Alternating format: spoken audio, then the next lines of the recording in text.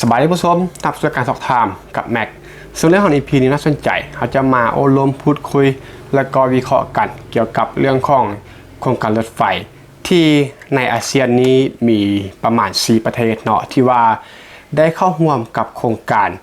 BRI ของจีนได้เป็นทางการท่านผู้ชมก็มีลาวไทยมาเลเซียแล้วก็อินโดนีเซียแต่ว่าเป็นอย่างมีเพียงแต่ประเทศไทยประเทศเดียวที่สามารถสร้างเองท่านผู้ชมก็คือใช้เงินทุนใช้ทรัพยากรของไทยแล้วก็ผู้รับมอบในการก่อสร้างนั้นเป็นไทย 100% ท่านผู้ชมถ้าเป็นลาวอินโดนีเซียแล้วก็มาเลเซียสร้างประเทศที่เหลือในอาเซียนก็คืออย่างเพิ่งพาเงินทุนจากจีนเฉพาะเขาอบรมกัน EP ในเจาะจงเรื่องของผู้รับเหมาแล้วก็วิศวกรที่ยังเพิ่งพาจากจีนที่เข้ามาสร้างให้แล้วก็เข้ามาเสือเลือดท่านผู้ชมแต่ว่าไทยนั้นก็คือใช้ทรัพยากรไทยแล้วก็ผู้รับเหมาภายในประเทศไทยเป็นคนสร้างเองท่านผู้ชมโดยที่จีนนั้นเป็นเพียงแต่ผู้ถ่ายทอดเทคโนโลยีให้คำปรึกษาเนาะเป็นอย่างไทยจึงเป็นประเทศเดียวที่ว่าสมัยใดเขาจะไปโอลมแล้วก็วิเคราะห์ในพีท่านผู้ชมบริวารน่าสนใจหลายสักก็อื่นหมดเขาไปเบิ่งภาพรวมเล็กน้อยเกี่ยวกับบรรดา4ประเทศเนาะที่ว่าได้เข้าร่วมโครงการ BRI ของจีนในทางการว่ามีโครงสร้างหรือว่าภาพรวมอะไรใดหนึ่งเลยก็คือลาวท่านผู้ชมโครงการรถไฟลาวจีน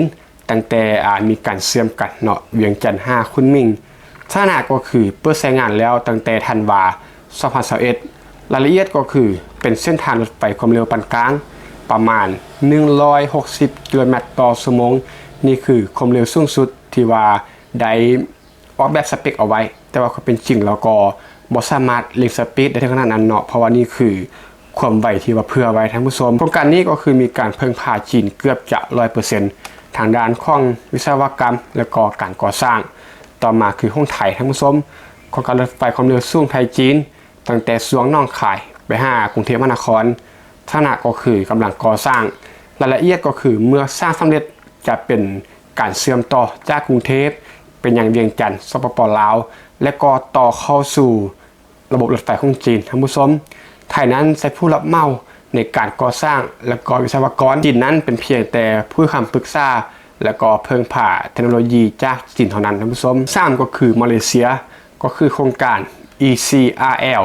สถานะก็คือกำลังก่อสร้างท่านผู้ชมรายละเอียดก็คือโครงการนี้มีมูลค่าหลายพันล้านดอลลาร์สหรัฐที่จีนนั้นรวมลงทุนและก็รวมก่อสร้างท่านผู้ชมมาเลนั้นมีการก่อสร้างเองบางส่วนเนาะก็คือส่วนใหญ่แล้วก็เป็นจีนแล้วก็รวมมือกับทางผู้ก่อสร้างรับเหมากับมาเลเซียก็คือมีบางส่วนที่ว่ามาเลเซียมีส่วนร่วมแต่ว่าบ่ได้เป็นส่วนใหญ่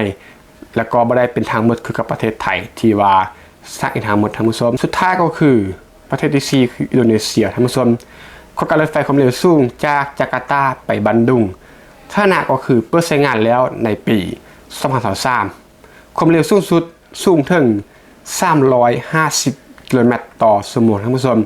นี่คือความเร็วสูงสุดที่มันมีการกาสเปคเอาไว้เนาะแต่ว่าความจริงแล้วก็บ่สามารถจะเล็งถึงขนาดนั้นได้แต่ก็ถือว่าสูงอยู่ดีเนาะจากสเปคก็คือ350กิโลเมตรต่อชั่วโมงซึ่งก็นับว่าเป็นโครงการรถไฟความเร็วสูงแห่งแรกในเอเชียตะวันออกเฉียงใต้ท่านผู้ชมการก่อสร้างก็คือรวมทุนกับจีนอินโดนีเซียนั้นดูแลเรื่องของการก่อสร้างบางส่วนเนาะก็คือทุนนั้นร่วมมือกับจีนมีการลงทุนกันเรื่องของการก่อสร้างก็คือมีบางส่วนเท่านั้นที่ว่าอินโดนีเซียนั้นได้ดูแลเนาะก็คือบริหารหมดคือกับประเทศไทยก็คือมีจีนนั้นเข้ามาควบคุมการก่อสร้างแล้วก็ก่อสร้างให้แต่ว่าอินโดนั้นเป็นผู้ก่อสร้างดูแลการก่อสร้างบางส่วนดังนั้นก็คือภาพรวมของบรรดารถไฟเนาะที่ว่าได้เข้าร่วมกับโครงการ BRI ของจีนในทางการแล้วก็มีไทยเพียงประเทศเดียวที่ว่าด้านที่ได้ว่าไปเนาะก็คือก่อสร้างเองแล้วก็วิศวกรของไทยเองถ้าจะว่ากันอีพีนี้ผู้ชมต่อไปจะเป็นการวิเคราะห์เชิงลึกว่าเป็นอย่างไทยที่เฮ็ดบ่ได้เหตุผลที่1เลยก็คือไทยนั้นมีอุตสาหกรรมการก่อสร้างที่ว่ามีพื้นฐานที่ว่าเข้มแข็งท่านผู้ชมประเทศไทยนั้นมีระบบนิเวศด้านการก่อสร้างที่ว่าแข็งแกร่งมาอย่างยาวนานแล้วด้วยการมีบริษัทที่ว่ารับเหมาก่อสร้างใหญ่ๆที่มีผลงานระดับประเทศแล้วก็นานาชาติเนาะที่ว่ามีชื่อเสียงแล้วก็มีมาตรฐานระดับนานาชาติเช่นว่าซอการสร้างซึ่งเสือและทานนั้นคงจะฮู้ดีในเรื่องของชื่อนี้ท่านผู้ชม ที่ว่ามีประสบการณ์จากโครงการรถไฟแล้วก็อุโมงค์เนาะก็คือมีประสบการณ์มาอย่างยาวนานสำหรับการสร้างบริษัทรับเหมาจากประเทศไทยแล้วก็มีอิตาเลียนไทย Development ที่มีบทบาททางในไทยแล้วก็ต่างประเทศซึ่งก็เป็นบริษัทหนึ่งที่ว่ามีชื่อเสียงโด่งดังในประเทศไทยท่านผู้ชมแล้วก็มีซิโนไทย Engineering ท่านผู้ชมที่ว่าก่อสร้างโครงการรถไฟฟ้าและก็ถนนลายไส้ในกรุงเทพมหานครท่านผู้ชมนี่ก็คือ3บริษัทตัวอย่างที่ว่ามีชื่อเสียงในประเทศไทยแล้วก็มีประสบการณ์ในเรื่องของโครงสร้างพื้นฐานเหล่านี้เนาะซึ่งเชื่อว่า3บริษัทที่ว่ากล่าวมานี้ท่านผู้ชมก็น่าจะรู้จักแล้วก็คุ้นชินกันดีอยู่แล้วเนาะในประเทศไทยแล้วก็มีชื่อเสียงในมาตรฐานระดับนานาชาติท่านผู้ชมซึ่งบริษัทเหล่านี้ที่ว่าได้กล่าวมามีความสามารถในการก่อสร้างโครงการขนาดใหญ่เช่นว่ารถไฟฟ้าใต้ดินทางยกระดับอุโมงค์ระบบรางคู่สนามบินและก็เคลื่อนด้วยเทคโนโลยีและก็การบริหารงานที่ว่าใกล้เคียงกับมาตรฐานสากลท่านผู้ชมฉะนั้นในด้านข้องานโยธาจึงไม่มีความจำเป็นที่ว่าจะต้องเพิ่งผ่าบริษัทจากจีนคือกับประเทศอื่นๆให้ผลที่สองก็คือไทยนั้นมีบุคลากรทางด้านวิศวกรที่เพียงพอแล้วก็มีประสบการณ์ท่านผู้ชมประเทศไทยนั้นมีมหาวิทยาลัยที่ว่าสามารถผลิตวิศวกรคุณภาพสูงเนาะเช่นว่าจุฬาลงกรณ์มหาลัยเทคโนโลยีพระจอมเกล้าธนบุรีมหาลัยเทคโนโลยีพระจอมเกล้าลาดกระบังแล้วก็มีมหาลัยเกษตรศาสตร์แล้วก็มหาลัยอื่นอีกหลายแห่งท่านผู้ชมที่ว่าสามารถผลิตวิศวกรที่ว่ามีคุณภาพสูงซึ่งวิศวกรไทยนั้นมีประสบการณ์จากการทำงานโครงการรถไฟฟ้าในตัวเมืองหลายกว่า20 ปีท่านผู้ชมตั้งแต่ MRT สายสีน้ำเงิน BTS สายสีเขียวไปจนถึงโครงการรถไฟสายสีต่างๆและล่าสุดรวมถึงโครงการทางคู่ทั่วประเทศซึ่งก็มีประสบการณ์มายาวนานหลายกว่า20 ปีเนาะในเรื่องของการทำโครงการรถไฟฟ้าในตัวเมืองต่างๆท่านผู้ชมวิศวกรไทยนั้นจึงมีความสามารถในการวางแผนควบคุมและก็กำกับการก่อสร้างได้อย่างมีประสิทธิภาพโดยที่บ่ต้องเพิ่งผ่าวิศวกรจากจีนท่านผู้ชมและ3ก็คือรัฐบาลไทยนั้นมีนโยบายเจรจาต่อรองให้จีนนั้นรับผิดชอบเฉพาะงานระบบท่านผู้ชมในการเจรจากับรัฐบาลจีนไทยเลือกใช้ยุทธศาสตร์แบบรวมมือแต่ว่าบ่อยากให้จีนนั้นควบคุมทางหมดท่านผู้ชมโดยแบ่งบทบาทการรับผิดชอบที่ว่าชัดเจนเนาะจีนนั้นดูแลเฉพาะการออกแบบระบบรางการให้คำปรึกษาก็คือเป็นโค้ดท่านผู้ชมในการถ่ายทอดองค์ความรู้เทคโนโลยีต่างๆแต่ว่าถ้าเป็นผู้รับเหมาผู้รับผิดชอบงานโยธาเช่นว่าการก่อสร้างทางรถไฟสถานีอุโมงค์และก็ทางยกระดับเนาะว่าง่ายก็คือขบวนการก่อสร้างต่างๆผู้รับเหมาวิศวกรก็คือเป็นจากประเทศไทยเนาะที่ว่าลงมือทำเองท่านผู้ชมแต่ว่าจีนนั้นเป็นผู้คำปรึกษาการถ่ายทอดเทคโนโลยีและก็องค์ความรู้เกี่ยวกับรถไฟซึ่งนี่ก็คือสิ่งที่รัฐบาลไทยนั้นมีการเจรจาต่อรองเนาะโดยเน้นก็คือโดยเฉพาะก็คือเรื่องของการถ่ายทอดเทคโนโลยีให้กับวิศวกรไทยพร้อมกับจัดหลักสูตรที่ว่ามีการฝึกอบรมรวมกับทางการจีนเนาะก็คือมีการถ่ายทอดการสอนให้กับวิศวกรไทยนี่คือสิ่งที่เน้นเจาะจงในการเจรจาท่านผู้ชมและที่ก็คือระบบการเงินไทยที่ว่ามั่นคงท่านผู้ชมจึงสามารถลงทุนเองได้ประเทศไทยนั้นบ่ได้เพิ่งพาเงินกู้จากจีนคือกับประเทศอื่นในอาเซียนโครงการรถไฟความเร็วสูงไทยจีนตั้งแต่น้องคาย5กรุงเทพเนาะหรือว่ากรุงเทพ5น้องคายใช้งบประมาณจากรัฐบาลไทยเกือบทั้งหมดส่วนที่เหลือนั้นก็เป็นการกู้ยืมจากแหล่งเงินทุนภายในประเทศไทยเอง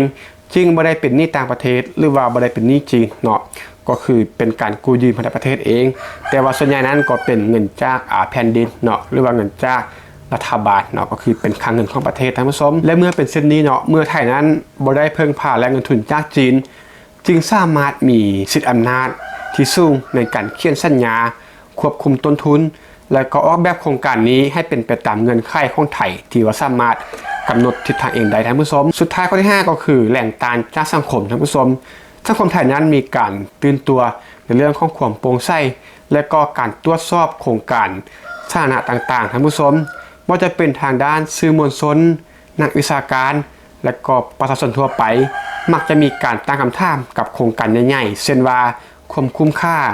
การถ่ายทอดเทคโนโลยีและก็ผลกระทบต่อกับอธิปไตยไทยเนาะก็คือ มีการตั้งคำถามว่าไทยนั้นจะได้ผลประโยชน์แท้หรือบ่เนาะก็คือมีการตั้งคำถามแล้วก็มีข้อสงสัยเกี่ยวกับโครงการนี้ซึ่งแรงกดดันจากสังคมท่านผู้ชมรัฐบาลไทยนั้นบ่สามารถที่จะมอบอำนาจให้กับจีนควบคุมโครงการได้แบบเบ็ดเสร็จจึงต้องออกแบบให้ไทยนั้นมีบทบาทหลักในการก่อสร้างเนาะถ้าบ่เช่นนั้นก็จะมีหลายฝ่ายที่ว่าบ่ยอมบ่จะเป็นฝ่ายการเมืองแล้วก็ฝ่ายค้านที่ว่าติดตามการตรวจสอบอย่างต่อเนื่องสื่อมวลชนนักวิชาการแล้วก็ประชาชนท่านผู้ชมที่ว่าจะออกมาคัดค้านเนาะกับโครงการต่างๆถ้าว่าบ่ไทยนั้นได้ผลประโยชน์สูงสุดท่านผู้ชมนี่แหละก็คือพลังของคนในประเทศไทยหรือว่าสังคมไทยเนาะสรุปเลยก็คือประเทศไทยสามารถก่อสร้างเองได้ก็เพราะว่าหนึ่งเลยก็คือมีอุตสาหกรรมการก่อสร้างและก็บริษัทรับเหมาที่ว่าเข้มแข็งในประเทศไทยเองสองเลยก็คือบุคลากรวิศวกรที่มีประสบการณ์จากโครงการขนาดใหญ่สามก็คือการเจรจาต่อรองให้กับจีนรับซัพพอร์ตเป็นผู้ให้คำปรึกษาแล้วก็